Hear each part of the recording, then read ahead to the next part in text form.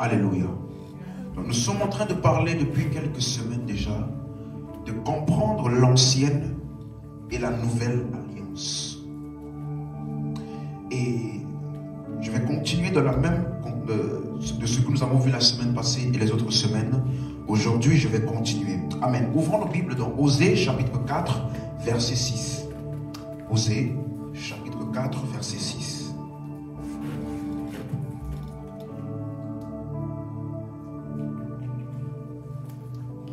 Osée chapitre 4, verset 6. La Bible dit, oui, mon peuple périt par manque de connaissance. Amen. Donc, dans le peuple de Dieu, il y a deux catégories de personnes.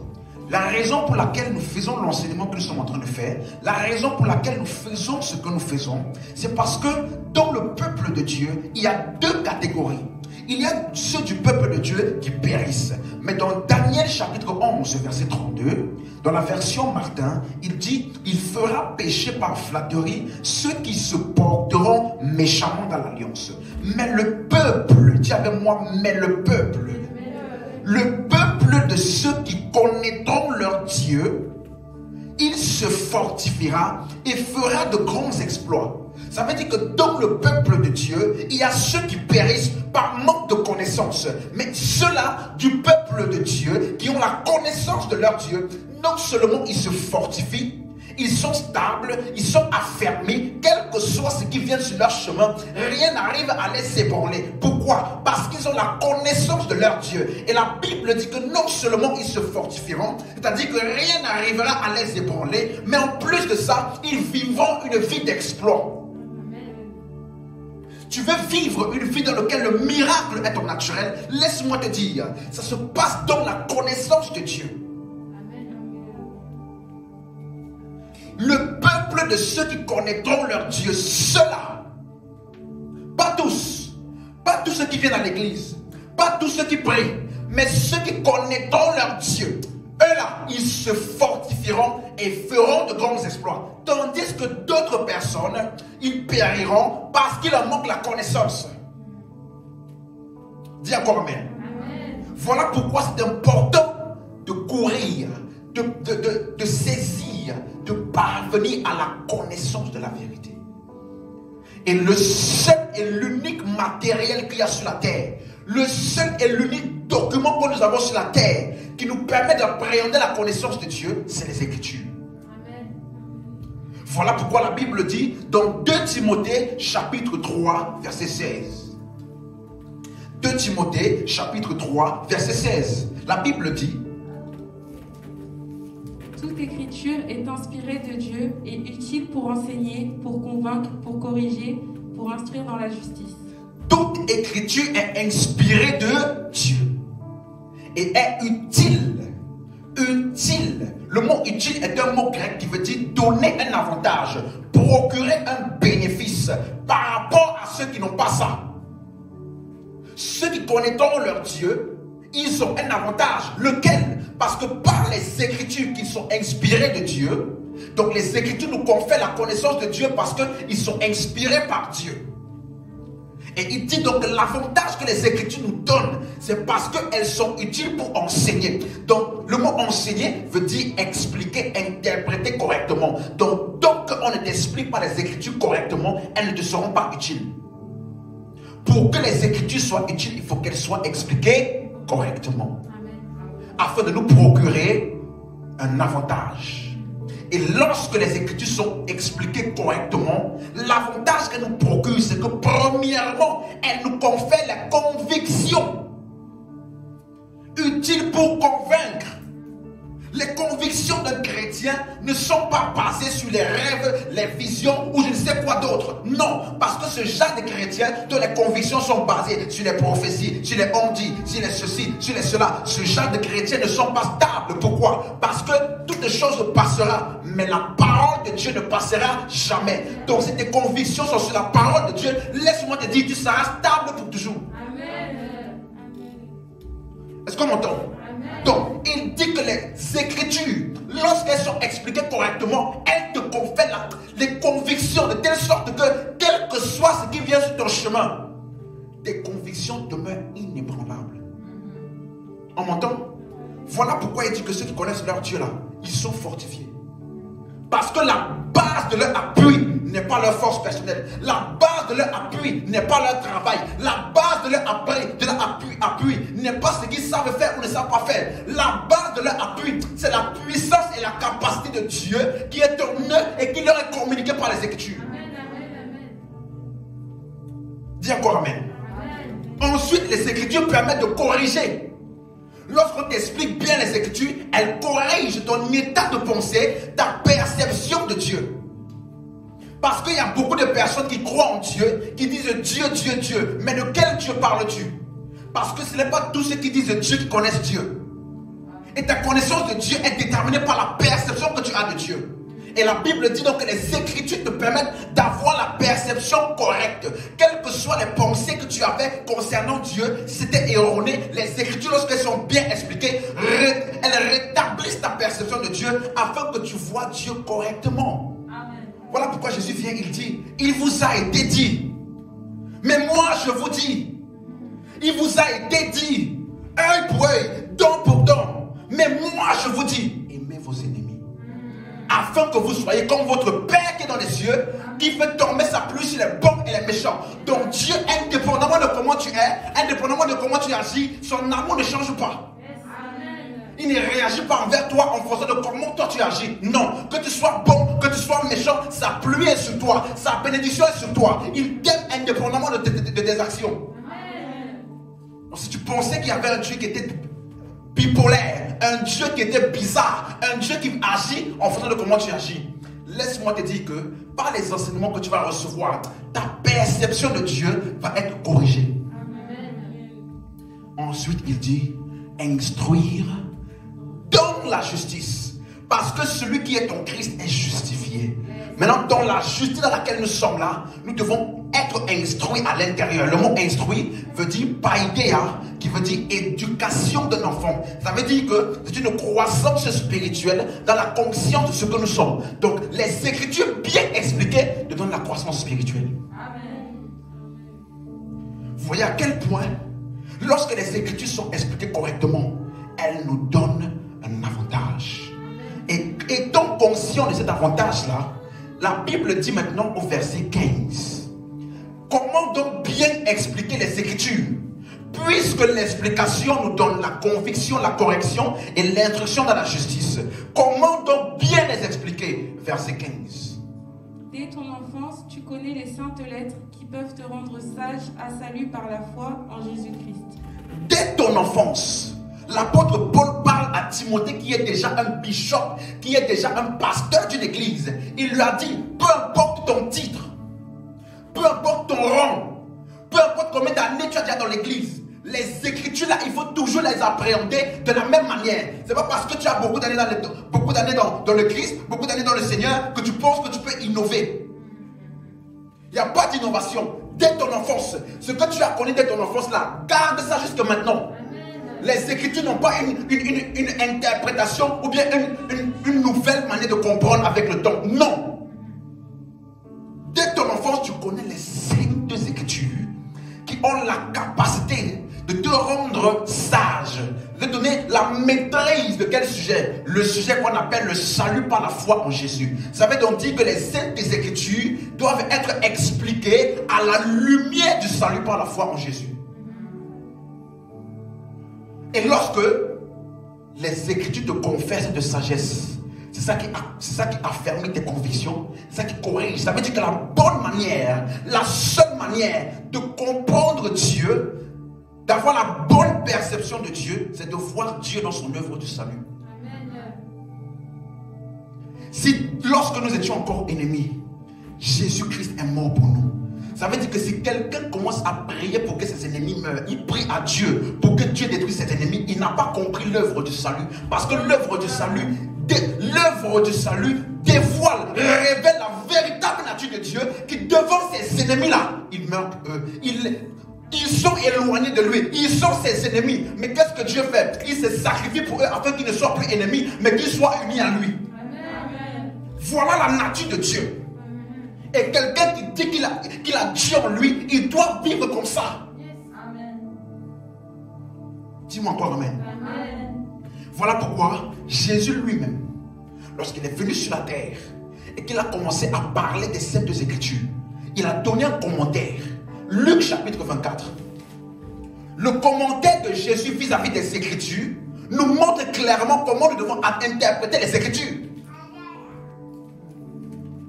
Et lui aussi, il va nous dire ce qu'il appelle les Écritures. Parce que dans la Bible de Paul, quand Paul disait les Écritures là, dans la Bible de Paul, il n'y avait pas un Timothée dedans. Dans la Bible de Paul, il n'y avait pas Romain dedans. Il y avait de Genèse à Malachie. Et Jésus lui-même, il va donner un commentaire. Lorsqu'il va voir des disciples sur le chemin d'Emmaüs qui étaient tristes et abasourdis, étonnés de ce que le Christ était mort. Alors il va leur dire, vous êtes étonnés parce qu'il y a des choses que vous n'avez pas saisies. Luc 24, verset 25. Alors Jésus leur dit, ô hommes sans intelligence et dont le cœur est lent à croire tout ce qu'ont dit les prophètes. Ne fallait-il pas que le Christ souffrit ces choses et qu'il entrât dans sa gloire? Ne fallait-il pas que le Christ souffrit? Ça veut dire, il leur a dit ceci. Vous êtes de sans intelligence et dont le cœur est lent à croire ce qu'ont dit qui? Les prophètes. Donc Jésus est sur le point de révéler le véritable message que tous les prophètes dans l'Ancien Testament ont essayé de communiquer. Donc si tu lis les prophètes et tu ne comprends pas ce que Jésus-Christ vient d'expliquer, même va expliquer par la suite, ça veut dire que toi aussi tu es sans intelligence et dont le cœur est lent à croire. Ce n'est pas une insulte. C'est la condition de ton intelligence vis-à-vis de la révélation des Écritures. Sans intelligence. Et il dit, il a résumé tout le message de l'Ancien Testament en une phrase. Ne fallait-il pas que le Christ souffrit et qu'il entra dans sa gloire? Donc ça veut dire que tous les prophètes là, dans leur prophétie, ils ont communiqué les souffrances de Christ et la gloire qui s'ensuit. Et la Bible dit, et commençons par Moïse et par tous les prophètes, il leur expliqua donc toutes les Écritures. Donc ce que Jésus appelle les Écritures, c'est de Moïse et les prophètes. Moïse, les 5 premiers livres de la Bible, et les prophètes, les autres écrits. De Genèse à Malachie. Il dit que ces livres-là ont un seul message. Il n'y a pas plusieurs messages dedans. Et ensuite il dit, il leur expliqua. Le mot expliquer est un mot grec diarmenoa qui veut dire interpréter ou donner un sens. C'était utilisé dans la tradition grecque pour l'interprétation des symboles ou des messages codés. Ça veut dire que l'Ancien Testament, les livres de l'Ancien Testament sont écrits de telle manière que la véritable interprétation, le véritable message n'est pas à première vue. Ça a été écrit sous forme d'un message codé. Et que tant qu'on ne t'interprète pas, on ne t'explique pas, tu ne verras pas que ça parle de Christ. Voilà pourquoi la Bible dit Jésus a expliqué, interprété, décodé. Et la Bible dit, il leur expliqua ce qui le concernait. J'ai découvert quelque chose. Le mot concerné là, en grec, ça veut dire point d'arrivée. Péri en grec, ça veut dire point d'arrivée. Il est en train de dire que lorsque toutes les Écritures sont bien expliquées, le point d'arrivée ou la destination de toutes les Écritures, c'est Christ. Le point d'arrivée de toutes les Écritures bien expliquées, c'est Christ. Et son œuvre. Le point d'arrivée des Écritures, ce n'est pas les finances, le business ou je ne sais pas quoi d'autre. Non, si on t'explique bien, si on te décode bien le code des Écritures, le point d'arrivée, ce sera Christ. Amen. Dis encore amen. Amen. Voilà pourquoi il dit donc, ces Écritures-là sont appelées mystères. Parce qu'à première vue, ce n'est pas le message qui semble être vu à première vue. On appelle ça mystère. Dans Romains chapitre 16, verset 25 à 26. Romains chapitre 16, 25-26. À celui qui peut vous affermir selon mon évangile et la prédication de Jésus-Christ, conformément à la révélation du mystère caché pendant des siècles. Ah, donc, il dit à celui qui peut vous affermir selon mon évangile et la prédication de Jésus. Et j'ai expliqué ici que le mot est, ça veut dire, c'est-à-dire en grec. Donc il est en train de dire que mon évangile, ce que moi j'ai enseigné, ce que moi Paul j'ai enseigné, c'était la prédication de Jésus. Donc même le message et les épîtres de Paul, le focus c'est quoi? Jésus. Mais il dit que c'est Jésus que je prêche là. C'est pas Jésus que je prêche par les visions. C'est pas Jésus que je prêche dans les rêves. C'est pas Jésus que j'ai vu dans je ne sais pas où. Il dit conformément à la révélation du mystère caché pendant tous les siècles et qui a été manifesté dans les écrits des prophètes. Ça veut dire que l'apôtre Paul a prêché Jésus à partir des écrits des prophètes dans lequel il a tiré le mystère et a eu la révélation que ça parlait de Christ. Il n'a pas prêché un Jésus qu'il a rencontré dans le rêve à 2 h du matin. Non, il a prêché Jésus qui était contenu dans les écrits des prophètes, mais sous forme de mystère. Et par l'esprit, il a reçu la révélation. Donc le mystère n'était plus mystère. Le mot mystère veut dire moustérion, qui veut dire cela nécessite d'être expliqué pour être compris. Un mystère, ça veut dire ça doit être expliqué. La racine du mot mystère veut dire on doit expliquer ça. Parce qu'on appelle ça mystère parce que tu ne peux pas comprendre par toi-même. Il faut qu'on t'explique pour te décoder ça. Et il dit maintenant, voilà pourquoi à chaque fois que vous allez voir mystère, à côté vous allez voir quoi? Révélation. Et le mot révélation en grec, ça veut dire apocalypsis. Comme le livre d'Apocalypse, dans lequel certains événements ont été dévoilés. Et le mot apocalypsis en grec veut dire déshabiller. Mettre à nu, un dévoilement total dans lequel il n'y a plus rien de caché. Donc, la révélation du mystère. Paul dit qu'il a pris les écrits des prophètes. Il a tellement décortiqué ça qu'il n'y a plus de mystère dedans. Aujourd'hui, il n'y a plus de mystère concernant Dieu. Que personne ne vous montre. On peut connaître Dieu 100%. Conformément à la révélation du mystère. Donc l'apôtre Paul dit que lui, son évangile, les épîtres constituent ce qu'on appelle donc le décodage du message codé, l'explication des Écritures. Les Écritures, c'est le mystère, c'est Jésus-Christ voilé, caché, sous forme de symbole de prophétie. Mais les épîtres ou le Nouveau Testament, c'est Jésus-Christ révélé. L'Ancien Testament, Jésus-Christ voilé. Le Nouveau Testament, Jésus-Christ révélé. Dis encore amen. Amen. Donc il dit mon évangile. Et c'est la même chose que Pierre a dit dans 1 Pierre chapitre 1 verset 10. Pierre a dit exactement la même chose que Paul. Les prophètes qui ont prophétisé touchant la grâce qui vous était réservée ont fait de ce salut l'objet de leur recherche et de leur investigation. Ok, il dit les prophètes, encore il parle de qui? Les prophètes. Jésus a parlé des prophètes, Paul a parlé des prophètes. Et Pierre aussi, en parlant des prophètes, en parlant aussi des saintes écritures, qui sont les écrits des prophètes, Pierre dit que les prophètes là, le message qu'ils essayaient de communiquer, c'est la grâce qui nous était réservée à nous. Le message des prophètes parlait d'une grâce qui serait réservée à nous. C'est quoi cette grâce-là? Il dit, ils ont fait de ce salut. Donc la grâce qui nous était réservée, c'est quoi? Le salut. Et il dit, ils ont fait de ce salut l'objet de leurs recherches et des investigations. Verset 11. Voulant sonder l'époque et les circonstances marquées par l'Esprit de Christ qui était en eux, et qui attestait d'avance les souffrances de Christ et la gloire dont elles seraient suivies. Donc il dit, il voulait sonder les temps et les circonstances marqués par l'Esprit de Christ qui était en eux. Ici, il y a une erreur. L'Esprit de Christ qui était sur eux.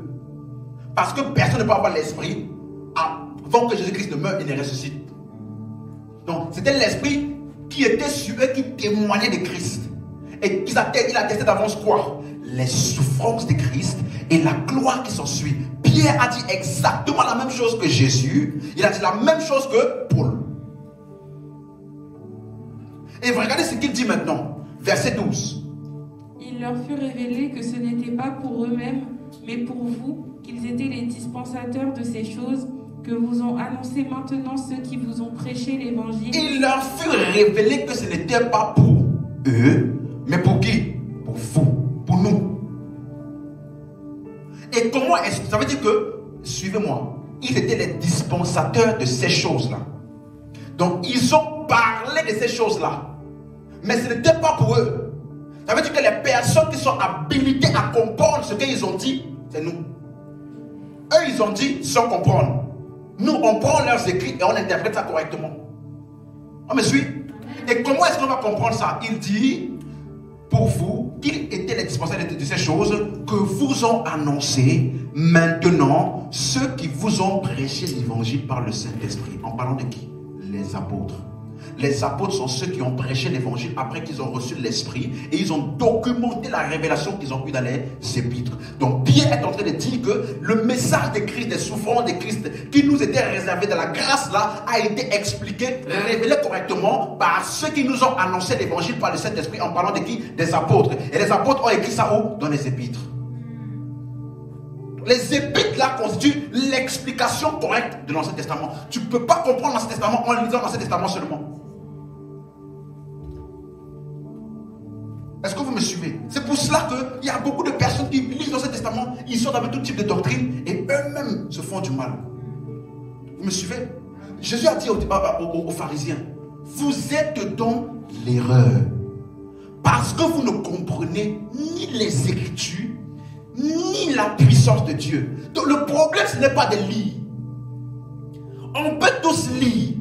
Les francs-maçons, les sorciers, les bandes, tous lisent la Bible. Même les musulmans lisent. Ce n'est pas lire le problème. Tu peux lire la Bible et demeurer dans l'erreur. Tu peux vivre toute ta vie chrétienne dans l'erreur. Ce n'est pas ça le problème. C'est parce que plus je lise la Bible sans comprendre que la Bible là parle de Jésus. Il est le centre du message des Écritures.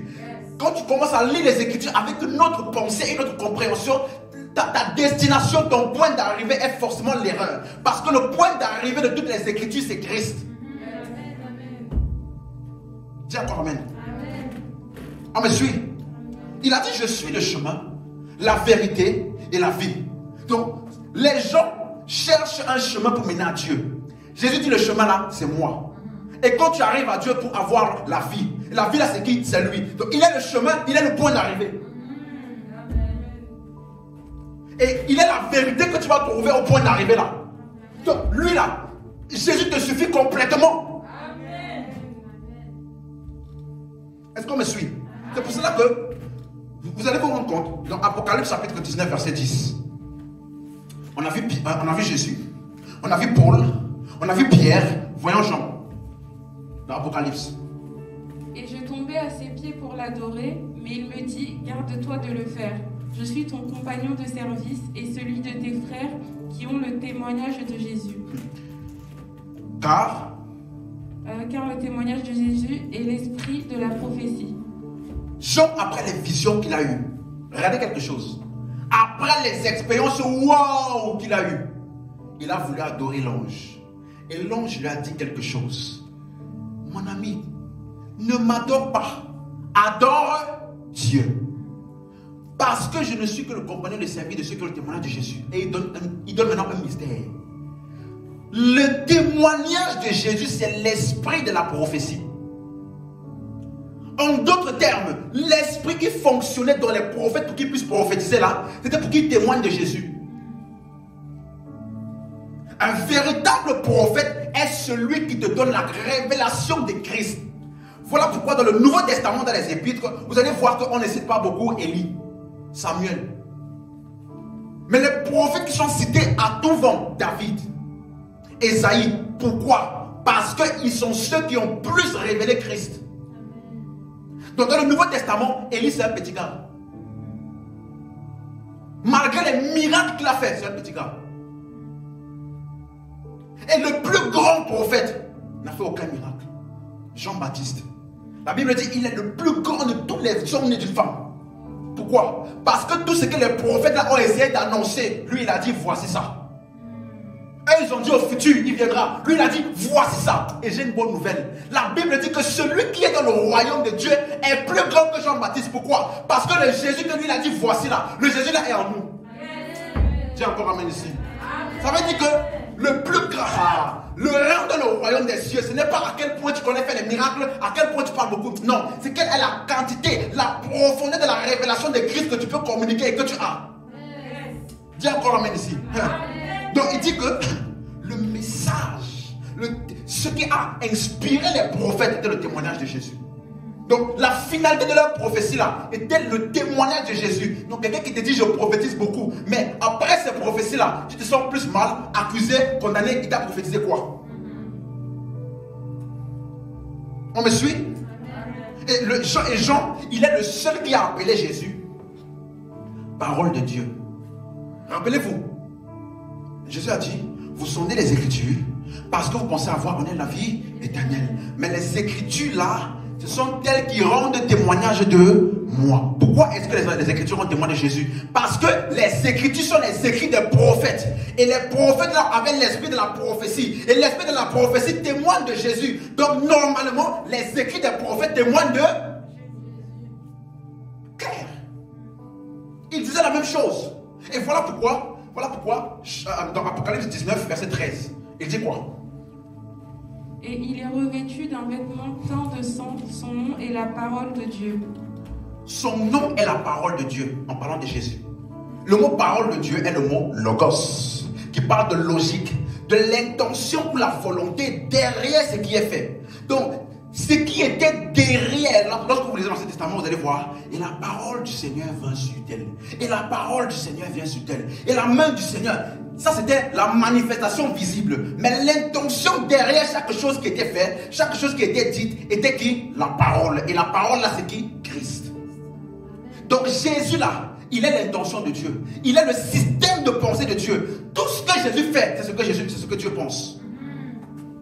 Tout ce que Jésus dit, c'est ce que Dieu pense. On me suit?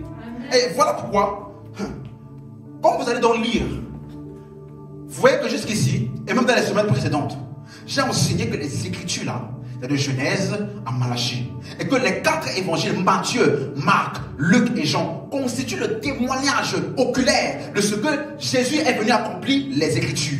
De même, les épîtres constituent quoi? L'explication ou la révélation de quoi? Des Écritures. Ça veut dire que dans ta vie chrétienne, tu dois vraiment comprendre les Écritures là. Et quand tu veux les comprendre, il faut savoir que le message qui était véhiculé, c'était quoi? Christ. Les souffrances de Christ et la gloire qui s'ensuit. Et vous allez vous rendre compte donc que souvent plusieurs personnes, après avoir écouté ce que je viens de dire là, des fois il y a des choses dans l'Ancien Testament qui peuvent me troubler. Et là, je rentre maintenant dans mon message. Parce que les prophètes en question, ils n'ont pas parlé que de Jésus. Quand tu vas lire l'Ancien Testament, ce n'est pas tout qui parle de Jésus. Voilà pourquoi la Bible dit, il leur expliqua dans toutes les Écritures ce qui... Il n'a pas dit il a expliqué tout. Il a expliqué seulement ce qui le concernait. Parce que ce n'est pas tout qui le concerne.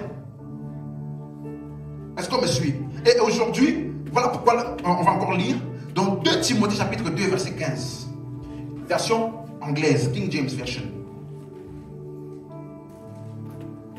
Étudie afin de te montrer approuvé de Dieu, un ouvrier qui n'a pas à avoir honte, divisant droitement la parole de vérité.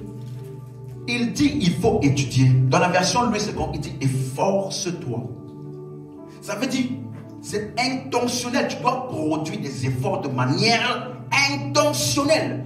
Étudier. Et quand tu dois étudier les Écritures là, parce que c'est les Écritures qui te donnent l'avantage, l'utilité, qui te permettent d'être efficace dans ta vie chrétienne. Donc, quand tu veux les étudier là, il te dit étudie ça minutieusement, de manière diligente. Pourquoi? Afin que tu n'aies point à rougir.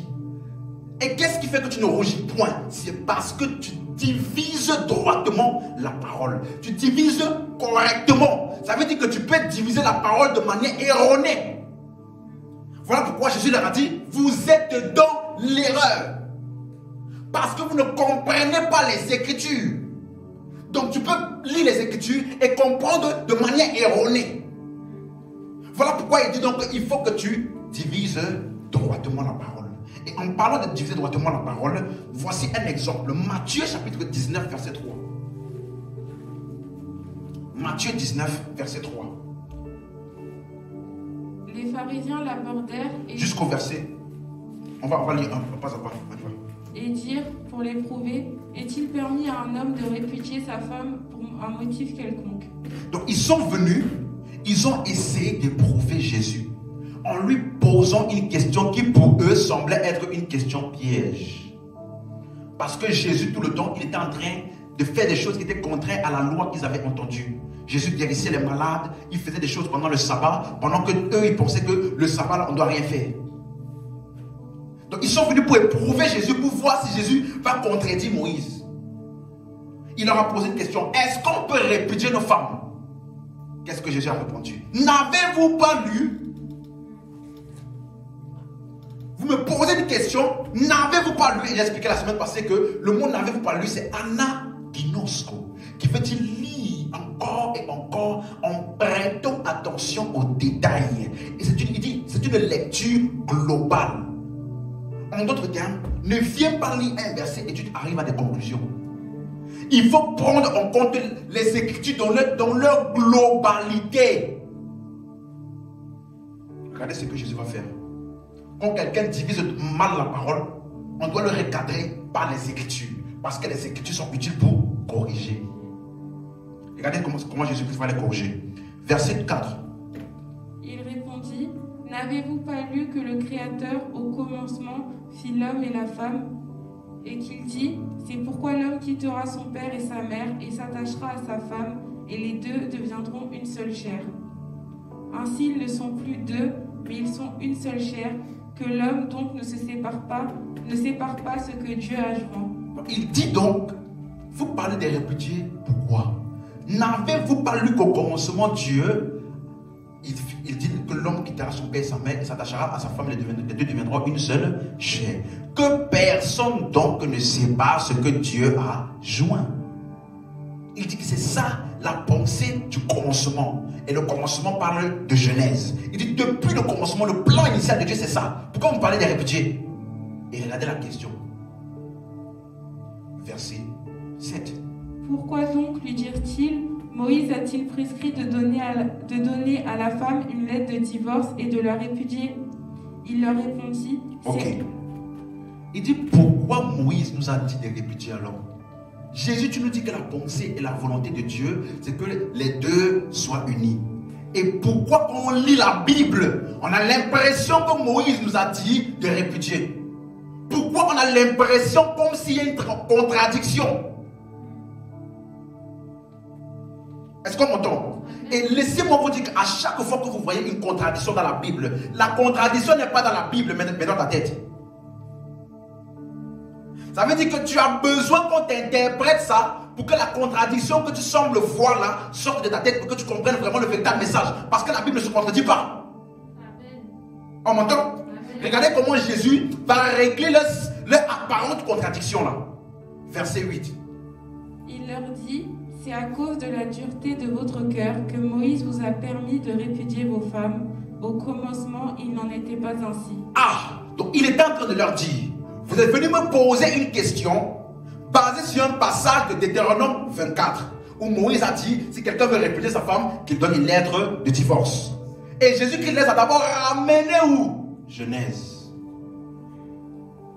Il dit entre Genèse et Deutéronome, il s'est passé des choses que vous n'avez pas pris en compte. Qui est quoi?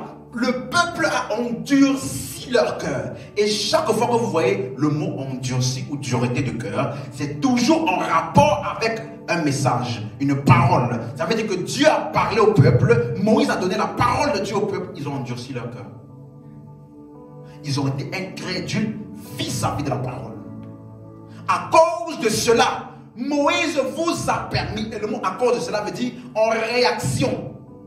En réaction, Moïse a donné ça. Donc, il y a des choses qui sont écrites, qui ont été données à ceux qui avaient le cœur endurci. Mais toi et moi aujourd'hui, on n'a pas le cœur endurci. Donc ça là, on ne peut pas le prendre pour l'appliquer à nous. On me suit? Moïse leur a donné des choses parce qu'ils avaient le cœur endurci. Donc on ne peut pas le prendre pour nous et dire, il est écrit. Il est écrit. Ce n'est pas tous les il est écrit qui s'applique à toi. Tu n'as pas bien compris ça. Ce n'est pas tout les il est écrit qu'il faut prendre pour appliquer. Il y a des il est écrit qui est pour les Écritures. Et les il est écrit qui est pour ceux qui sont en Christ. Dis encore Amen. Amen. Donc, pour comprendre dans les Écritures de Genèse à Malachie, il faut les voir dans la globalité et voir l'image d'ensemble pour savoir qu'est-ce qui vraiment s'est passé, comment les appréhender correctement. Et c'est là qu'on va comprendre. Galates va nous donner un bon aperçu. Galates chapitre 3, versets 16 à 17. Je vais commencer par là. Galates chapitre 3, versets 16 à 17. Il va. Or, les promesses ont été faites à Abraham et à sa postérité. Il n'est pas dit « et aux postérités » comme s'il s'agissait de plusieurs, mais en tant qu'il s'agit d'une seule. Ok. Une seule, c'est-à-dire et à ta postérité, c'est-à-dire à Christ. Ok. Donc, il s'agissait d'une promesse. Depuis le livre de Genèse, il y a une promesse qui parlait d'Abraham. Pardon, il y a une promesse qui avait été donnée à Abraham et qui parlait de Christ. Verset 17. Voici ce que j'entends, une disposition que Dieu a confirmée antérieurement ne peut pas être annulée, et ainsi la promesse rendue vaine par la loi survenue 430 ans plus tard. On va lire cette verset 17 là dans la version Martin. Voici donc ce que je dis, c'est que quant à l'alliance qui a été auparavant confirmée par Dieu en Christ... Ok. Il y avait une alliance qui avait déjà été confirmée auparavant par Dieu où? En Christ. Il dit que la loi est venue 430 ans plus tard. Et cette loi-là ne peut pas annuler la promesse. Donc, le plan initial de Dieu dès le départ a toujours été la nouvelle alliance. Et la nouvelle alliance a commencé avant l'ancienne alliance. Elle a commencé avant l'ancienne alliance sous forme d'une promesse. Et regardez cette promesse-là, ça parlait de la grâce. Verset 18. Verset 18. Car si l'héritage est par la loi, il n'est point par la promesse. Or Dieu l'a donné à Abraham par la promesse. Ah, si l'héritage venait de la loi, il ne s'agirait pas de la promesse. Mais il dit c'est par la promesse que Dieu a donné cet héritage. C'est par la promesse que Dieu a fait à Abraham ce don de sa grâce. Ça veut dire que la promesse là parlait d'un héritage que les gens devaient recevoir. Et il y a des gens qui pensaient qu'on devait recevoir ça par la loi, par les efforts, par les performances. Et il y a d'autres personnes qui croyaient en la promesse. C'est-à-dire qu'ils ont fonctionné par la grâce. Donc déjà ici, on voit deux choses. La loi qui est venue plus tard et on voit la promesse. La promesse qui parle de Christ et qui fonctionne selon la grâce. Dans la grâce là, Dieu ne tient pas compte des œuvres, Dieu tient compte uniquement de la foi en la promesse pour justifier. Et il dit que ça là, c'était l'alliance qui avait déjà été confirmée auparavant par Dieu en Christ. Donc le plan de Dieu a toujours été quoi? La nouvelle alliance. Et regardez ce que cette promesse disait. Verset 8 et verset 9. Verset 8, verset 9. Aussi l'Écriture, prévoyant que Dieu justifierait les païens par la foi, a d'avance annoncé cette bonne nouvelle à Abraham. Toutes les nations seront bénies en toi, de sorte que ceux qui croient sont bénis avec Abraham le croyant. L'Écriture avait déjà prévu que Dieu justifierait les païens par la foi. Il a donc annoncé cet évangile. Abraham avait écouté l'évangile. Abraham avait cru en l'évangile. Et l'évangile était sous forme d'une promesse. Toutes les nations de la terre seront bénies en toi. Et la bénédiction d'Abraham, là, la Bible dit, de sorte que ceux qui croient sont bénis avec Abraham. Et laissez-moi vous dire, la bénédiction d'Abraham, ce n'est pas l'argent. Parce qu'il y a des gens qui pensent que la bénédiction d'Abraham, c'est quoi? C'est l'argent, les finances, il possédait la porte de mes ennemis. Non! La bénédiction d'Abraham, c'est Dieu qui justifie les païens par la foi. C'est écrit. Et c'est ça qui était la promesse, et c'est ça qui est l'évangile, qui était sous forme d'une promesse et qui pour nous aujourd'hui est accomplie. On me suit? Donc la nouvelle alliance a commencé avant. Cela a toujours été le plan de Dieu, de fonctionner avec les hommes, non pas par leurs actions, non pas par leurs œuvres, non pas par leur je peux faire, je ne peux pas faire. Non, mais plutôt par la foi en la promesse que Dieu lui-même va accomplir. Est-ce qu'on me suit? Amen. Alors, voilà pourquoi vous allez voir que dans Romains chapitre 5, mettez un marque page dans Galates 3, on va revenir dessus. Dans Romains chapitre 5, verset 13, la Bible dit ceci. Romains chapitre 5, verset 13. Il dit, car jusqu'à la loi, le péché était dans le monde. Dis avec moi, le péché était dans le monde. Donc la loi n'a pas amené le péché. Le péché a été introduit par un seul homme, la Bible dit. Adam. Mais donc le péché était dans le monde. Les hommes péchaient. Avant la loi là, les hommes péchaient déjà. Mais regardez quelque chose. Il dit, or, le péché n'est pas imputé quand il n'y a pas de loi. Ça veut dire que Dieu ne disait pas à Abraham, tu es un menteur. Tu as volé hier. Tu as commis l'adultère. Non. Comme vous lisez, Dieu n'a jamais dit à Abraham, tu as commis l'adultère. Il a dit, tu as produit une action par incrédulité vis-à-vis de la promesse. Voilà pourquoi tu n'as pas cru à la promesse et tu es parti voir Agar. Agar, le péché d'Adam, le péché que Dieu considère d'Abraham n'est pas l'adultère. C'est quoi? C'est le fait qu'il n'a pas cru à la promesse. Il a essayé d'aider Dieu, comme beaucoup aujourd'hui. On me suit? Amen. Donc, et il dit verset 14, cependant la mort a régné depuis Adam jusqu'à Moïse, même sur ceux qui n'avaient pas péché, par une transgression semblable à celle d'Adam. Ça veut dire qu'avant la loi là, il n'y a qu'une seule transgression qui était prise en compte. C'est la transgression qui est semblable à celle d'Adam. Or, Adam n'a jamais menti, il n'a jamais volé, il n'a jamais fait la fornication. Le péché d'Adam, c'est parce qu'il a désobéi à la parole de Dieu par incrédulité.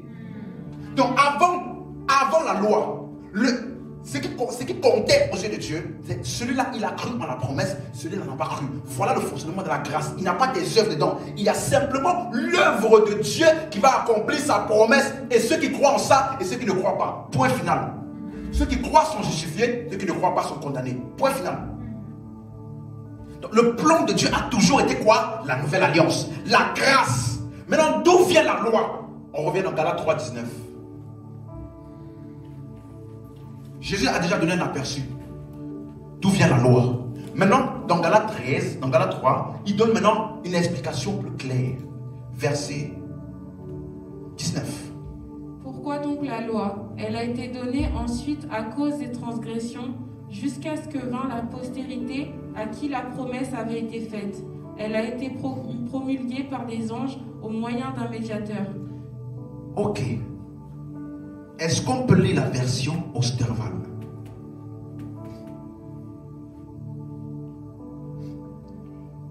À quoi donc sert la loi? Elle a été ajoutée à la promesse à cause des transgressions. Ok, regardez quelque chose. Il dit à quoi donc sert la loi? La loi a été ajoutée à la promesse. Donc avant la loi, c'était le don de la promesse qui fonctionnait. Dieu travaillait avec les hommes en fonction de la promesse qu'il a faite, ceux qui croyaient et qui ne croyaient pas. Maintenant, ceux qui ne croyaient pas là, parce qu'il dit à cause des transgressions. Or, la seule transgression qui est prise en compte, c'est le rejet de la parole de Dieu ou alors l'incrédulité vis-à-vis de la promesse. Donc, la loi a été ajoutée à la promesse pour ceux qui ne croient pas. Donc, il y a eu une période dans le temps où et la loi et la promesse ont fonctionné. On me suit? Parce que la loi a été donnée pour tous ceux qui étaient incrédules vis-à-vis de la promesse. Donc quand vous allez lire l'Ancien Testament, vous allez voir la promesse de Christ qui est renouvelée par les prophéties jour après jour. Donc, Ésaïe a parlé de la promesse. La Vierge enfantera. Ce sont nos souffrances qu'il a portées. Le châtiment qui donne la paix est tombé sur lui. Là, Ésaïe est en train de réitérer la promesse que Dieu avait donnée à Abraham. Mais il y a aussi donc dans les Écritures de l'Ancien Testament, il y a aussi la loi dedans. Et la loi là est manifestée par les... Maudit soit celui-ci. Maudit soit celui-ci. Regardez, verset 10. Regardez quelque chose. Galates 3, verset 10. Vous allez voir comment la loi est.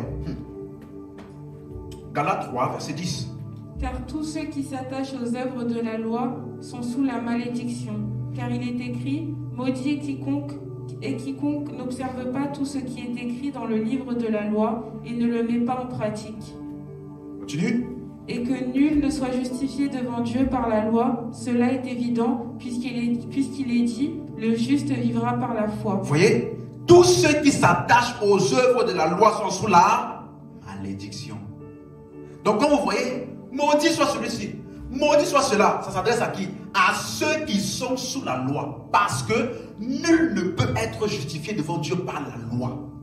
Peu importe à quel point tu fais des efforts pour essayer de plaire à Dieu, tu ne seras jamais qualifié.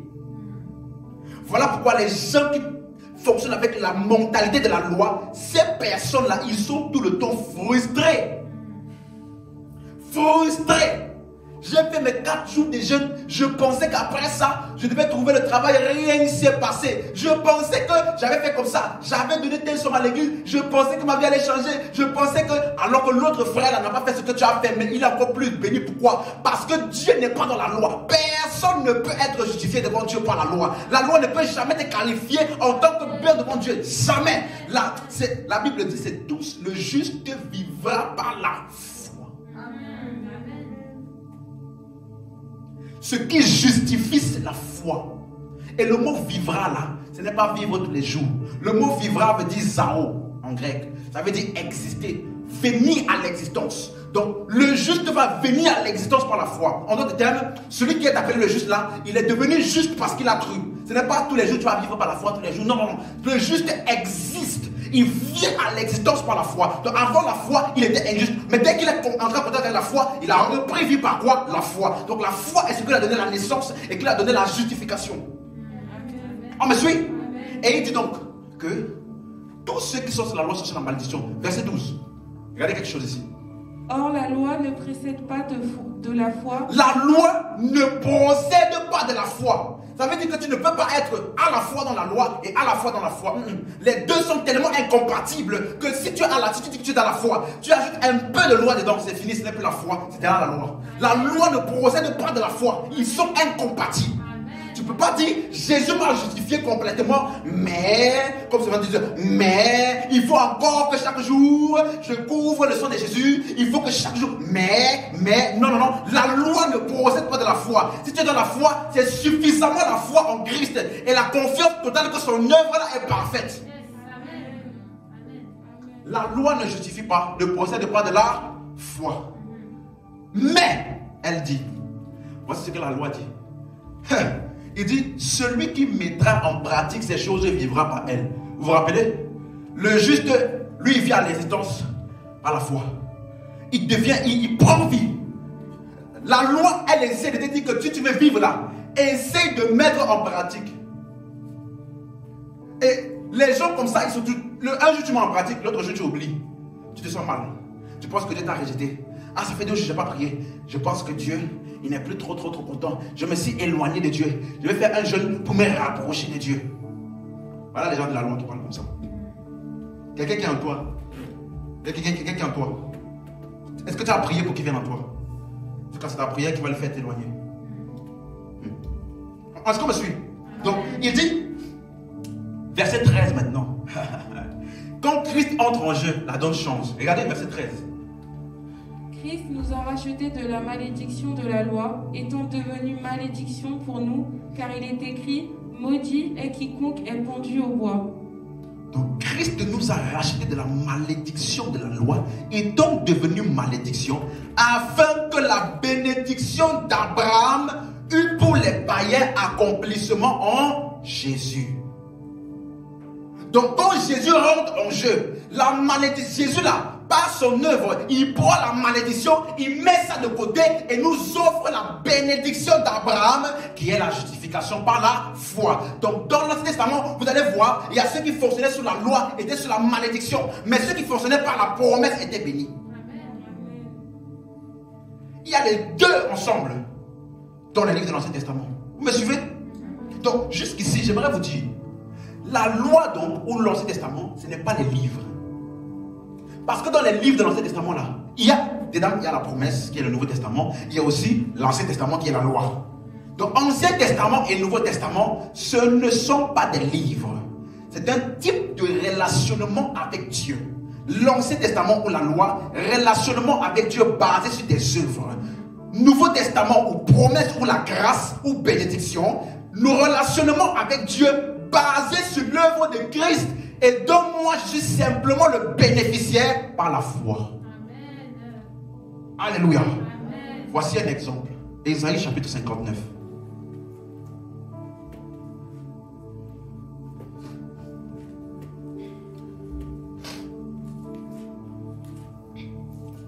Ésaïe chapitre 59. Non, la main de l'Éternel n'est pas trop courte pour sauver, ni son oreille trop dure pour entendre.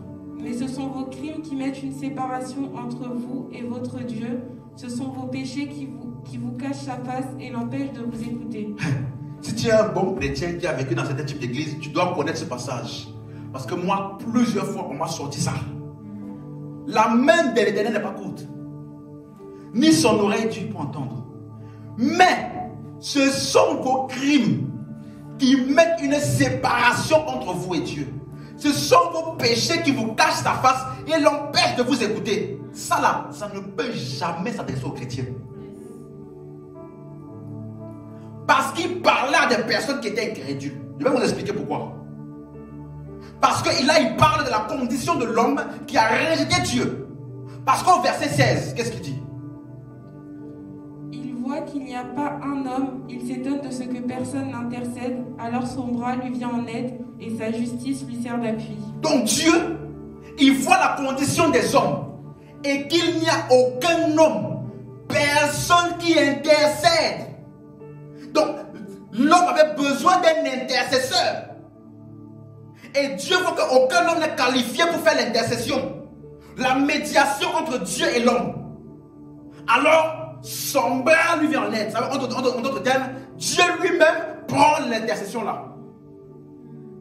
Donc Ésaïe, après avoir dit vos péchés vous cachent en face de Dieu, il a annoncé maintenant que, en réalité, le péché là, vous avez besoin d'un intercesseur qui va venir enlever le péché qui se met entre vous et Dieu. Et il dit, aucun homme ne peut faire ça. Donc Dieu lui-même va étendre son bras. Il va venir lui-même en tant qu'intercesseur. Verset 19. Suivez bien. On craindra le nom de l'Éternel depuis l'Occident et sa gloire depuis le soleil levant. Quand l'ennemi viendra comme un fleuve, l'Esprit de l'Éternel le mettra en fuite. Comme un fleuve, l'Esprit de l'Éternel le mettra en fuite. Devant l'ennemi. L'ennemi là, ce n'est pas ton patron. Ce n'est pas ton frère ou ta soeur ou celui qui te veut du mal. Non. L'ennemi ici parle de celui qui domine, sur lequel l'homme était sur la domination. De quoi? Du péché, de la mort, du diable. Il dit l'Esprit de l'Éternel, par son œuvre, va le mettre en fuite. Comment? Verset 20. Un rédempteur viendra pour Sion, pour ceux de Jacob qui se convertiront de leurs péchés, dit l'Éternel. Donc, le mot converti veut dire repentance. Changer de mentalité. Quitter de la mentalité du péché, de la loi, de la condamnation, vers la mentalité de Christ. Donc, en réalité, il dit un rédempteur viendra pour Sion. Après avoir dit ça, il a annoncé qu'il y a un rédempteur qui viendra en forme d'intercesseur et qui va racheter le péché. Voilà pourquoi Jésus est appelé l'agneau de Dieu qui enlève le péché du monde. Donc le péché ne peut plus me séparer parce que l'agneau là a déjà fait intercession et a enlevé le péché. Amen. Oh mais oui, voilà pourquoi Ésaïe, il a dit ça de manière plus claire maintenant dans Ésaïe 53, versets 4 à 6. Lisez ça. Ésaïe 53, versets 4 à 6. Cependant, ce sont nos souffrances qu'il a portées, c'est de nos douleurs qu'il s'est chargé, et nous l'avons considéré comme puni, frappé de Dieu et humilié. Mais il était blessé pour nos péchés. Blessé pour nos... Ok, continue. Brisé pour nos iniquités. Brisé pour nos iniquités. Continue. Le châtiment qui nous donne la paix est tombé sur lui. Le châtiment qui nous donne la paix là est tombé sur lui. Amen. Donc le péché a déjà eu un châtiment. Et le châtiment n'est pas tombé sur toi. Le châtiment est tombé sur lui. Verset 6, lis maintenant.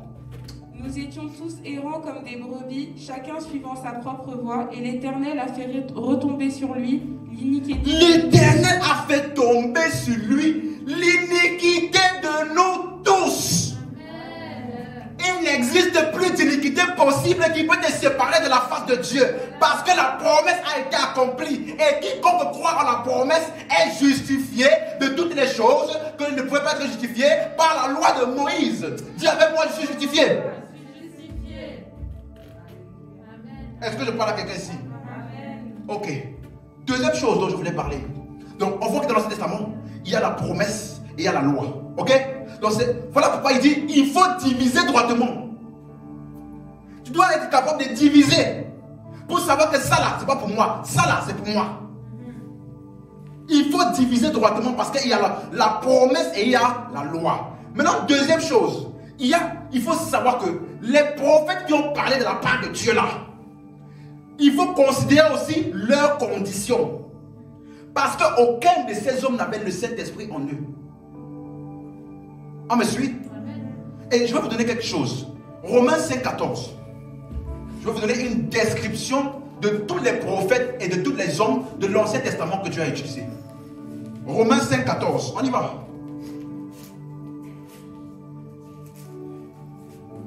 Cependant, la mort a régné depuis Adam jusqu'à Moïse, même sur ceux qui n'avaient pas péché par une transgression semblable à celle d'Adam. La mort a régné depuis Adam jusqu'à Moïse.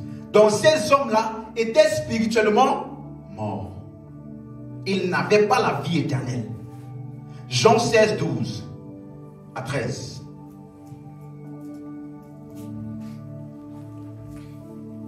J'ai encore beaucoup de choses à vous dire, mais vous ne pouvez pas les porter maintenant. Ok, Jésus parlait à ses disciples avant sa mort et sa résurrection. Il dit, j'ai encore beaucoup de choses à vous dire, mais vous ne pouvez pas le porter maintenant. Verset 13. Pourquoi il ne pouvait pas porter? Quand le consolateur sera venu, l'esprit de vérité, il vous conduira dans toute la vérité, car il ne parlera pas... Quand le consolateur, l'esprit de vérité sera venu, il vous conduira dans toute la vérité. Donc, il faut avoir l'esprit pour comprendre toute la vérité. Celui qui n'a pas l'esprit ne peut pas saisir toute la vérité. Il faut avoir l'esprit de vérité pour être capable de saisir toute la vérité. Mais si tu n'as pas toute la vérité, on ne peut que te communiquer une portion de vérité. Jésus avait beaucoup de choses à dire, mais il n'a donné qu'une portion. Parce qu'il leur manquait l'esprit. Dis amen. On me suit. Donc, la condition de ces hommes-là, ils n'avaient pas l'esprit en eux. Hein? 1 Pierre, chapitre 1, verset 10. On a lu ça tout à l'heure. Il dit, les prophètes ont prophétisé, touchant la grâce qui vous était réservée. Ils ont fait de ce salut l'objet de leurs recherches et de leurs investigations, voulant sonder l'époque et les circonstances marquées par l'Esprit de Christ qui était en eux et qui attestait d'avance les souffrances de Christ et la gloire qui s'en suivrait. Il leur fut révélé que ce n'était pas pour eux-mêmes, mais pour vous. Après, il dit que vous ont annoncé ces choses ceux qui vous ont prêché l'évangile par le Saint-Esprit qui a été envoyé du ciel. Donc ceux qui étaient avant là, ils ont annoncé des choses qu'ils n'ont pas compris. Voilà pourquoi après, ils ont fait des investigations. Ils ont fait des recherches. Ça veut dire que quand vous allez lire les livres des prophètes, parce que comment Pierre a su ça? Ils ont fait des recherches. Quand vous allez lire les livres des prophètes, il y a aussi des interrogations dedans. Il y a des investigations dedans. Il y a des choses qu'ils ont dit parce qu'ils étaient en train de chercher. On me suit? Ils ont dit des choses parce qu'ils étaient en train de rechercher. D'essayer de comprendre. Et la Bible dit, il leur fut révélé que ce n'était pas pour eux. Donc, après avoir prêché, ce sont nos iniquités qu'il a pris. L'iniquité de nous, après avoir dit tout ça là, il a demandé, mais Dieu, dès que tu parles, comment on fait? Qu'est-ce que tu parles de quoi? Dieu a dit, c'est pas pour toi. Il a dit à Esaïe, c'est pas pour toi. Passe. Jérémie est venu. Il a parlé aussi. Il a demandé à Dieu, tu parles de qui? Dieu a dit, c'est pas pour toi. Mais c'est pour ceux-là qui vont prêcher par le Saint-Esprit venu du ciel. En parlant de qui? Les apôtres qui ont reçu le Saint-Esprit. Donc ceux qui étaient dans l'ancienne alliance là, ils n'avaient pas l'esprit. Et comme tu n'as pas l'esprit, la Bible t'appelle, c'est pas moi, la Bible t'appelle l'homme animal ou l'homme naturel dans le langage d'aujourd'hui. 1 Corinthiens 2, verset 9. Mais comme il est écrit, ce sont des choses que l'œil n'a point vues, que l'oreille n'a point entendues et qui ne sont pas montées au corps de l'homme, des choses que Dieu a préparées pour ceux qui l'aiment. Ok, des choses que l'œil n'a point vues, que l'oreille n'a point entendues, que Dieu a préparées pour ceux qu'il aime. Donc ces gens-là, il y a des choses qu'ils ont dites que leur oreille n'a pas pu saisir. Ils ont entendu les prophéties, mais n'ont pas compris le message de quoi ça parlait. Ils ont vu les écrits là, mais ils n'ont pas compris, ils n'ont pas pu voir le message qui était dedans. Et leur cœur n'a pas pu saisir cela. Et la Bible dit donc, verset 10. Dieu nous les a révélés par l'Esprit. Dieu nous les a révélés par l'Esprit. Car l'Esprit sonde de tout, même les profondeurs de donc, Dieu. il faut avoir l'Esprit pour être capable de sonder les profondeurs de Dieu. Verset 11. Lequel des hommes, en effet, connaît les choses de l'homme, si ce n'est l'Esprit de l'homme qui est en lui. De même, personne ne connaît les choses de Dieu, si ce n'est l'Esprit de Dieu. Verset 12. Or, nous n'avons pas reçu l'Esprit du monde, mais l'Esprit qui vient de Dieu, afin que nous connaissions les choses que Dieu nous a données par sa grâce. Nous n'avons pas reçu l'Esprit du monde, mais nous avons reçu l'Esprit de Dieu afin que nous connaissions. Donc, tant que tu n'as pas l'Esprit, tu ne peux pas connaître. Nous avons reçu l'Esprit afin que nous connaissions les choses que Dieu nous a données par sa grâce. Or, les choses que Dieu nous a données par sa grâce là, c'est ça que Pierre disait qu'ils ont prophétisé de la grâce qui nous était réservée. Donc, les choses que Dieu nous a données par sa grâce là, c'est écrit où? Dans les livres des prophètes. Mais il te faut l'Esprit pour comprendre et connaître ces choses là. Est-ce qu'on me suit? Donc, il n'y avait pas l'Esprit. Verset 13. Et nous en parlons non avec des discours qu'enseigne la sagesse humaine, mais avec ceux qu'enseigne l'Esprit, employant un langage spirituel pour les choses spirituelles. Continue. Mais l'homme animal ne reçoit pas les choses de l'Esprit de Dieu, car elles sont une folie pour lui, et il ne peut les connaître, parce que c'est spirituellement qu'on en juge. L'homme animal ne reçoit pas les choses de l'Esprit. Et donc il dit, nous on a reçu l'Esprit, on peut connaître. L'homme animal qui n'a pas l'Esprit là, il dit, il ne peut pas. Même s'il essaye, il ne peut pas. Parce que sa condition le rend incapable de saisir ça. Est-ce qu'on me suit? Donc, on voit clairement que les gens de l'Ancien Testament là, lorsque l'Esprit venait sur eux, ils prophétisaient, ils parlaient, ils libéraient un message sous l'inspiration de l'Esprit. Mais une fois qu'ils ont fini de prophétiser et que l'Esprit s'en va, eux-mêmes avec l'intelligence n'arrivent pas à comprendre ce qu'ils ont dit. Parce que l'Esprit là n'était pas en eux, il était sur eux. Pour un temps, pour annoncer. La Bible dit, ils ont été les dispensateurs de ces choses. Donc, ils ont été ceux qui ont annoncé ça. Tout ce que Paul a écrit, il a tiré ça où? De l'Ancien Testament.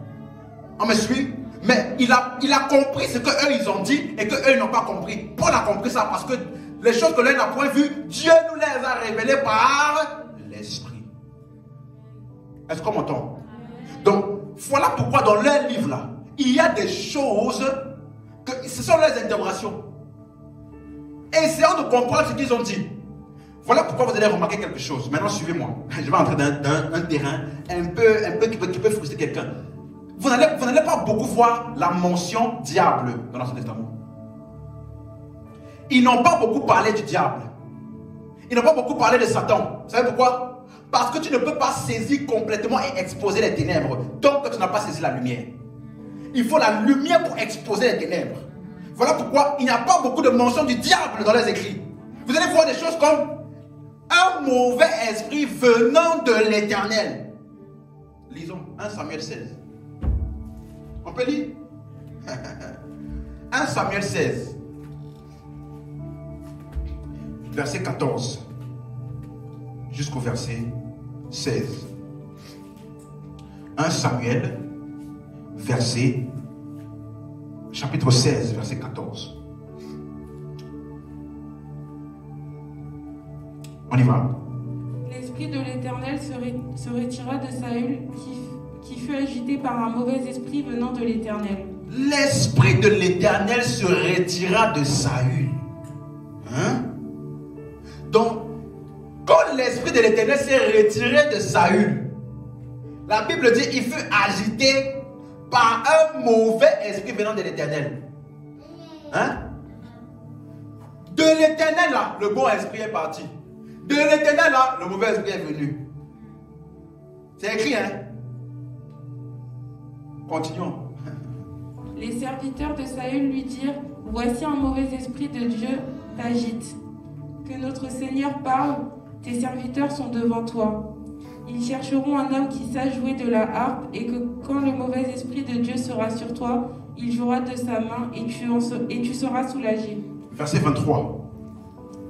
Et lorsque l'esprit de Dieu était sur Saül, David prenait la harpe et jouait de sa main. Saül respirait alors plus à l'aise et se trouvait soulagé, et le mauvais esprit se retirait de lui. Regardez quelque chose. Maintenant, j'aimerais que vous utilisez votre intelligence. Parce que Jésus a dit: ô homme sans intelligence. Pour comprendre la révélation, tu as besoin de ton intelligence. Il dit qu'un mauvais esprit venant de l'Éternel est venu sur Saül pour l'agiter, après que le bon esprit là, qui venait aussi de l'Éternel, est parti. Et après, on est parti chercher quelqu'un qui est un chanteur de l'Éternel, qui a chanté et utilisé l'onction de Dieu pour chasser le mauvais esprit qui venait encore de Dieu là. Vous comprenez ce qui se passe là? Ça là, tu as besoin de la révélation de la nouvelle alliance pour pouvoir détecter et diviser droitement ce passage là. Et je vais te détecter ça, tu vas comprendre. Dans Jacques chapitre 3 verset 10 à 12, tu vas te rendre compte que ce passage là ne peut pas vouloir dire ce que les gens pensent que ça veut dire là. Parce que j'entends souvent des hommes de Dieu que tous ceux qui veulent du mal contre nous, j'appelle sous vous le mauvais esprit venant de l'Éternel, en parlant d'un esprit de destruction. Suivez-moi. Jacques chapitre 3 verset 10 jusqu'au verset 12. Je dis, tu ne peux pas comprendre l'Ancien Testament clairement si tu n'as pas le Nouveau Testament, les Épîtres. Parce que c'est le mystère là-bas. Et la révélation du mystère, c'est les Épîtres. L'explication correcte, c'est les Épîtres. Lisons Jacques 3, verset 10. De la même bouche sortent la bénédiction et la malédiction. Il ne faut pas, mes frères, qu'il en soit ainsi. Jacques dit, de la même bouche sort et la bénédiction et la malédiction. Il ne faut pas qu'il en soit ainsi, mes frères. Si ça là, Dieu faisait ça, Jacques n'allait pas dire, il ne faut pas qu'il en soit ainsi. Il allait dire, mes frères, comme Dieu, vous aussi, vous pouvez avoir le bon, vous pouvez avoir le mauvais. Mais si Jacques commence à dire, il ne faut pas qu'il en soit ainsi, ça veut dire qu'il y a quelque chose là qui veut expliquer. Verset 11. Suivez maintenant ce qu'il va dire. La source fait-elle jaillir par la même ouverture l'eau douce et l'eau amère? Un figuier, mes frères, peut-il produire des olives ou une vigne des figues? De l'eau salée ne peut pas non plus produire de l'eau douce. Ok, avant d'arriver au verset 12. Il dit la source. Dis avec moi la source. La source fait-elle jaillir par la même ouverture l'eau douce et l'eau amère? Il dit une source là ne peut pas avoir deux sorties contradictoires. Si c'est l'eau douce, il dit l'eau douce ne peut pas. Dis avec moi, ne peut pas. L'eau douce ne peut pas produire l'eau salée ne peut pas produire non plus de l'eau douce. Ça veut dire que soit c'est l'eau douce, soit c'est l'eau salée. La même chose ne peut pas avoir deux choses contradictoires. Jacques est en train d'enseigner. Et il dit, un figuier, mes frères, peut-il produire des olives? Il est en train de dire, un manguier, peut-il produire des noix de coco? Soit le manguier produit des mangues, soit c'est un cocotier qui produit des noix de coco. Tu ne peux pas voir un manguier qui produit et des mangues et des noix de coco. Non, il est en train de dire, la source là est sa nature et produit selon sa nature. Donc si c'est bon, c'est bon. Si c'est mauvais, c'est mauvais. Si c'est mauvais, la source est mauvaise. Si c'est bon, la source est bonne. Et regardez la source de Dieu. Jacques 1, 17. Jacques 1, 16, pardon. Jacques, toujours Jacques. 1, verset 16 à 17. Ne vous y trompez pas, mes frères bien-aimés. Ok. Tu as la version Semeur du verset 16 là? Lis. Ne vous laissez donc pas égarer sur ce point, mes chers frères. Ne vous laissez pas égarer. Donc quand il dit ne vous y trompez pas là, ça n'a pas dit non. Il a dit que tu vas voir des choses qui peuvent t'amener à t'égarer. Il dit ne te laisse pas égarer par ça. Ne laisse pas les choses que on te dit, que tu entends, que tu lis et que tu vois de manière. Ne t'égare pas. Pourquoi? Verset 17. Toute grâce excellente et tout don parfait descendent d'en haut du Père des Lumières chez lequel il n'y a ni changement ni ombre de variation. Toute grâce excellente. Hein? Toute grâce excellente. Tout don parfait descend d'en haut du Père des Lumières. Donc ce qui vient d'en haut là, ce qui vient du Père des Lumières, c'est toute grâce excellente. C'est tout don parfait. Si ce n'est pas don parfait, si ce n'est pas grâce excellente, ça ne vient pas de lui. Parce qu'il dit en qui, chez lequel il n'y a ni changement. Ça veut dire que le fait qu'il soit bon là, le fait qu'il ait le don parfait, grâce excellente qui vient de lui là, ça n'a pas commencé dans Jacques. Ça a commencé depuis le commencement. Parce que dans lui là, il n'y a pas de changement. Il n'est pas devenu bon dans le Nouveau Testament. Non, il a toujours été comme ça. Il n'y a aucune ombre de variation. Ce n'est pas le genre de Dieu qu'aujourd'hui tu es béni, demain change ta vie. Comme je vois des gens qui lisent l'histoire d'Ézéchiel. Ézéchias, ah non, Ézéchias, le prophète est venu pour dire, tu vas mourir. Après, Ézéchias a mis sa tête au mur. Ah Seigneur, tu connais ce que j'ai fait pour toi. Tu connais ce que j'ai fait pour toi. Le prophète est revenu pour dire, Dieu a changé ta vie. Maintenant là, tu vas vivre 15 ans de plus. Ça ne peut jamais être Dieu qui fonctionne comme ça.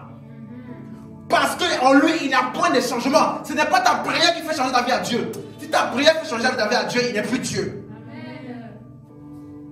Il n'y a en lui aucun changement. Tout don parfait. Donc ça veut dire déjà qu'aucun esprit mauvais ne peut venir de Dieu. Amen. Hein? Amen. Matthieu 12.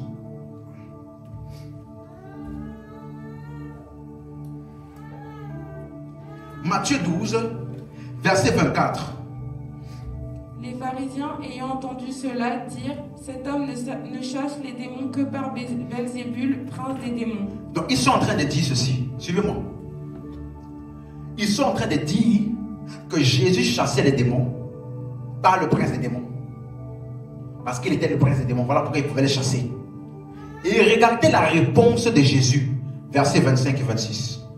Comme Jésus connaissait leurs pensées, il leur dit, tout royaume divisé contre lui-même est dévasté, et toute ville ou maison divisée contre elle-même ne peut subsister. Si Satan chasse Satan, il est divisé contre lui-même. Comment donc son royaume subsistera-t-il? Si Satan chasse Satan, son royaume là ne peut pas subsister parce qu'il est divisé. Jésus est en train de dire, Satan ne peut jamais chasser Satan. Voilà pourquoi il y a des endroits. Si c'est Satan qui règne là-bas, même si on te dit au nom de Jésus sort, démon sort, ça ne va jamais sortir.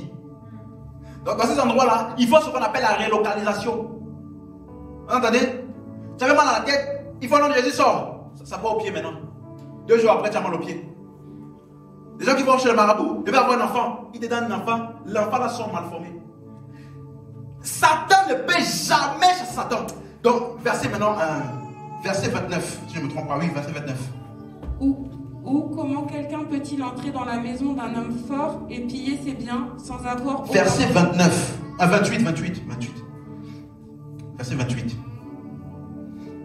Mais si c'est par l'Esprit de Dieu que je chasse les démons, le royaume de Dieu est donc venu vers vous.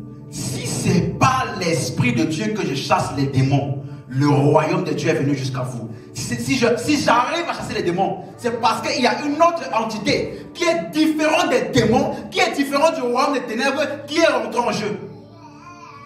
Parce qu'aucun esprit mauvais, quelqu'un qui est animé par un esprit mauvais ne peut chasser un esprit mauvais. Amen.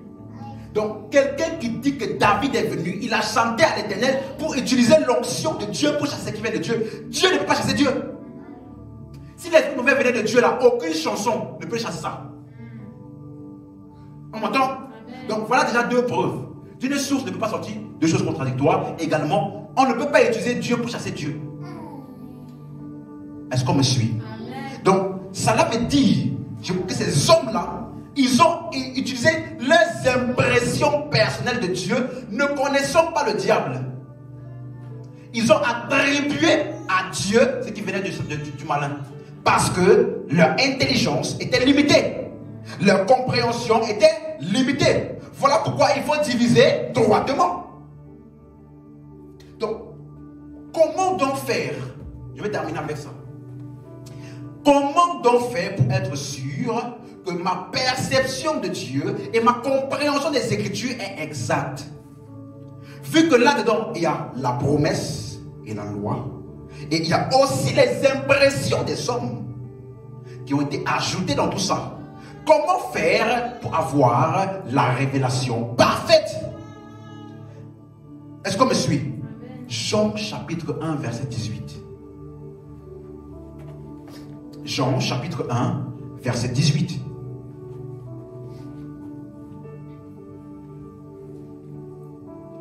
Personne n'a jamais vu Dieu. Le Fils unique qui est dans le sein du Père est celui qui l'a fait connaître. Suivez maintenant. Suivez-moi s'il vous plaît. Personne n'a jamais vu Dieu. Dis avec moi personne. Personne. Dis jamais. Jamais. Ok. Donc, il dit le Fils unique qui est dans le sein du Père est celui qui l'a fait connaître. Ça veut dire que avant Jésus, personne n'a jamais vu Dieu. Et le mot personne là, ça veut pas dire, ça veut dire aucune entité. Adam là, il n'a jamais vu Dieu. Moïse, il n'a jamais vu Dieu. Hein? Même si Moïse a écrit dans ses écrits Exode, je parle avec Moïse, mon serviteur, face à face. La Bible nous dit que celui avec qui Moïse parlait, c'était des anges. On a lu ça dans Galates 3,19. Elle a été donnée à cause des transgressions au moyen d'un médiateur par le moyen des anges. Mais lui, il voyait que c'était Dieu. Jésus est venu corriger. Il a dit personne. Et personne là, ça veut dire personne. Amen. Même les anges, je vais choquer quelqu'un ici. Même les anges, ils n'ont jamais vu Dieu avant Jésus. Est-ce qu'on me suit?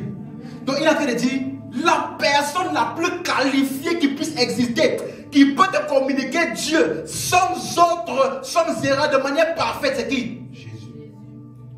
Voilà pourquoi Jésus est la représentation parfaite de Dieu. Il est exactement ce que Dieu est. Tout ce que tu ne vois pas en Jésus n'existe pas en Dieu. Amen. On m'entend? Amen. Pourquoi est-ce que Jésus a dit ça? Parce que Dieu, dans sa forme de Dieu, ne peut pas être connu. 1 Timothée, chapitre 6, versets 15 à 16. S'il vous plaît, suivez ce que je suis en train de vous dire maintenant. Ça peut totalement vous aider. Il dit personne n'a connu Dieu. Personne. Donc s'il y a quelqu'un qui a dit quelque chose qui est contradictoire à ce que Jésus a dit là, on écoute qui? Jésus. Amen. On me suit? Amen. Ok. Il dit ceci. 1 Timothée, chapitre 6, verset 15. Que manifestera en son temps le bienheureux et le seul souverain, le roi des rois et le seigneur des seigneurs, qui seul possède l'immortalité, qui habite une lumière inaccessible, Qui seul, le Seigneur des seigneurs, lui seul, il possède l'immortalité et qui habite une lumière inaccessible. La suite.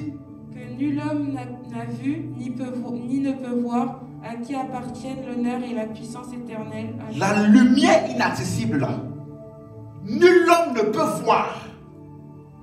Et le mot nul homme là veut dire personne, aucune entité, ni les anges. Est-ce qu'on me suit? Amen. Peut-être que vous n'avez jamais entendu ça. Hein? Nul homme, personne n'a vu, voir. Donc, dans sa forme de Dieu là, personne ne peut le connaître.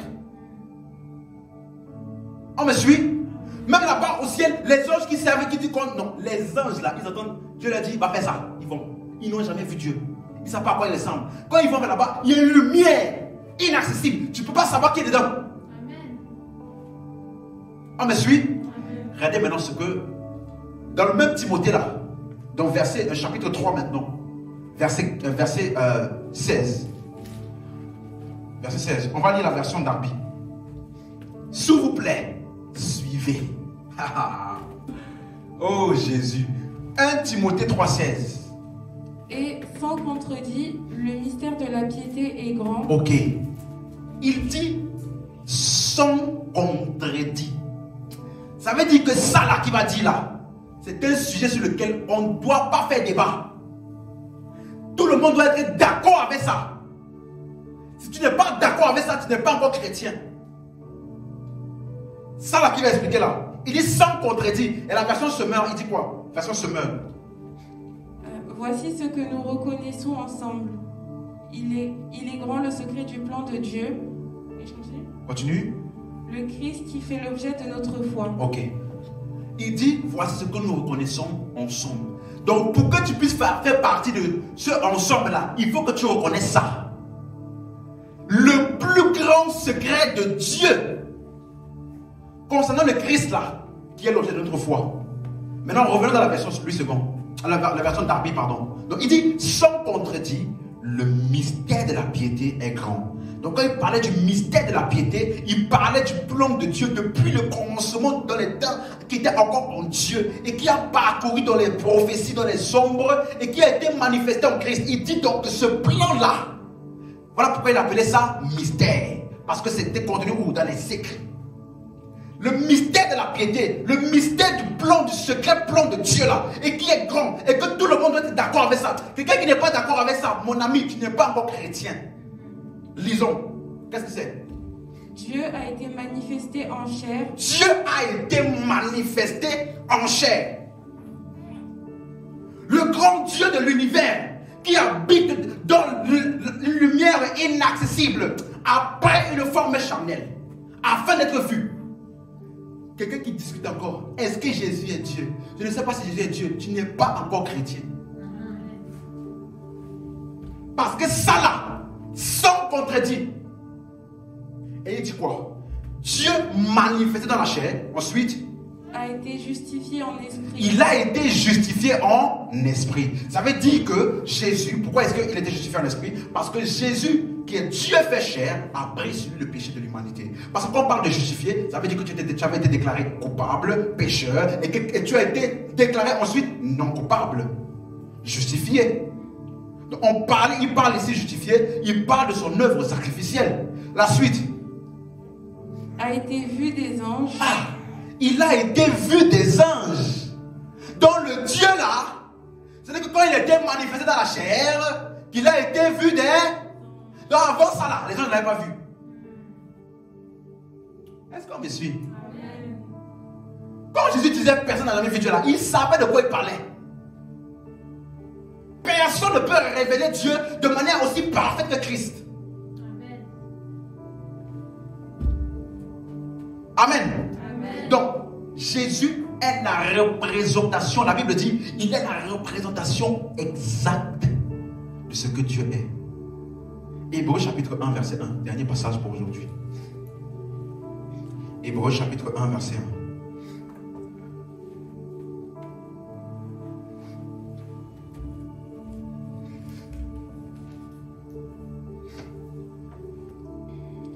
Après avoir autrefois, à plusieurs reprises et de plusieurs manières, parlé à nos pères par les prophètes. Après avoir autrefois. Donc quand on dit autrefois, il parle de l'Ancien Testament.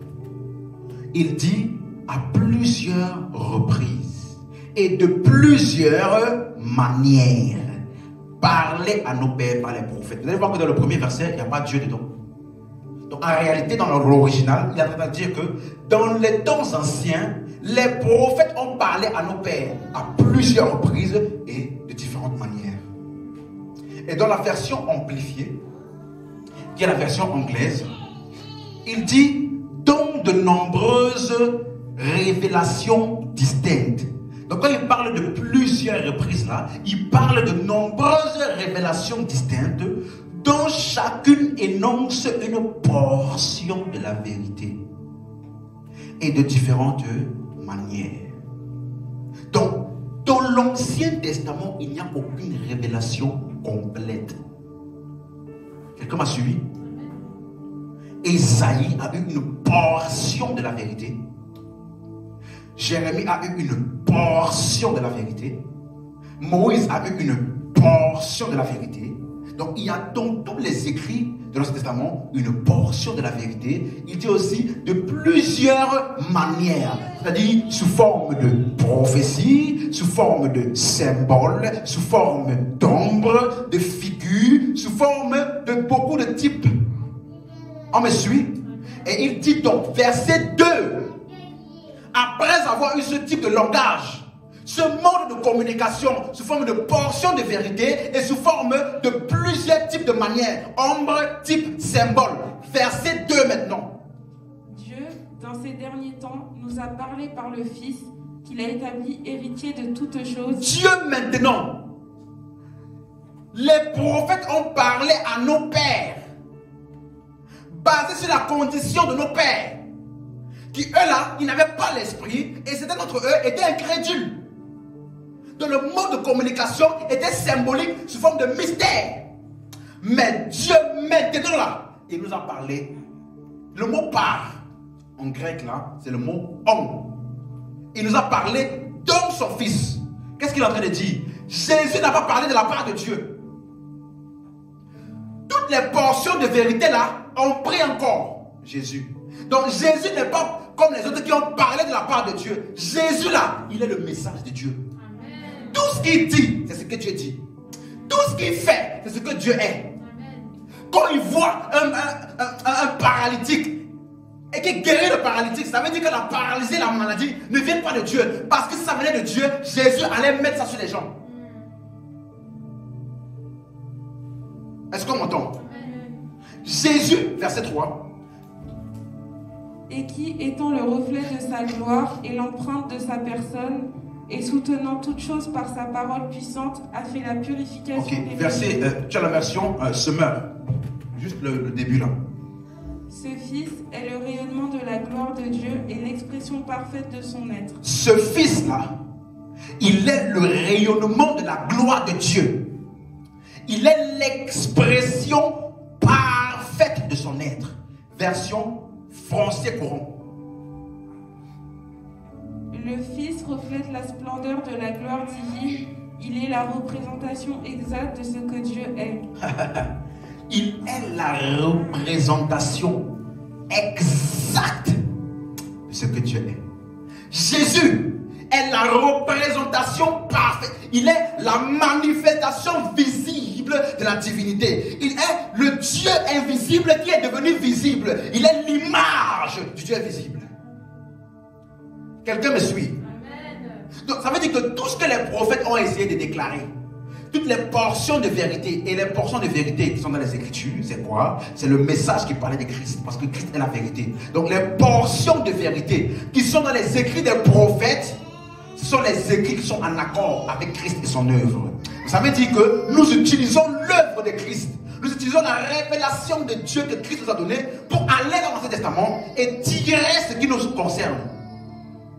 Parce que ce qui nous concerne est ce qui parle de Christ. Jésus-Christ est la révélation parfaite de Dieu. Cela signifie donc que si Jésus, lorsqu'il a vu quelqu'un qui avait un esprit mauvais, il n'a pas pris l'esprit mauvais là pour tout mettre sur quelqu'un. Il n'a pas mis les esprits mauvais sur les gens. À chaque fois qu'il rencontrait un esprit mauvais, qu'est-ce qu'il faisait? Il chassait. Comme pour montrer que la preuve que l'esprit mauvais ne vient pas de Dieu. Parce que Jésus qui est la manifestation de Dieu, lorsqu'il voit l'esprit mauvais, si ça venait de lui, il devait s'entretenir. Mais quand il voit l'esprit un peu, il chasse. En montrant que ce qui était appelé esprit mauvais là, c'était le diable. Amen. lorsqu'il est venu, il a corrigé la perception que les gens avaient de Dieu. Comme si Dieu est un Dieu qui juge, qui condamne. Il dit, il vous a été dit. Œil pour œil, dent pour dent. Mais moi je vous dis, moi qui suis la manifestation de Dieu, qui suis venu vous communiquer la révélation parfaite de Dieu. Voici ce que Dieu dit, voici ce que Dieu est. Aimez vos ennemis. Priez pour ceux qui vous font du mal. Bénissez ceux qui vous maudissent. Voilà comment Dieu fonctionne, parce que c'est ce que Jésus nous a révélé. Il est la révélation parfaite de Dieu. Donc la manière correcte de diviser les Écritures, c'est à la lumière de la révélation de Christ, de la révélation de Dieu en Christ. Dis Amen. Levons-nous, nous avons terminé pour aujourd'hui. Déclare avec moi. Alléluia. Marabos Savalagadis. Indorobo Shabalakata. Le Kadabos Kadaban de l'Eris. Rabo Shadabade.